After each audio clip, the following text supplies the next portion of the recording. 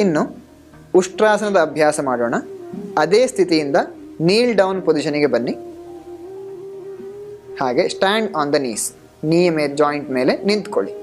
ಕಾಲುಗಳು ಶೋಲ್ಡರ್ ಬಿಡ್ತಾ ಪಾರ್ಟ್ ಇಟ್ಕೊಳ್ಳಿ, ಪಾದಗಳು ಪ್ಯಾರಲ್ ಆಗಿರಲಿ. ಈಗ ಶ್ವಾಸ ಬಿಡ್ತಾ ಹಿಂದಕ್ಕೆ ಬಗ್ಗಿ ಎರಡೂ ಕೈಗಳನ್ನು ಹಿಮ್ಮಡಿಯ ಮೇಲೆ ಹಿಡ್ಕೊಳ್ಳಿ.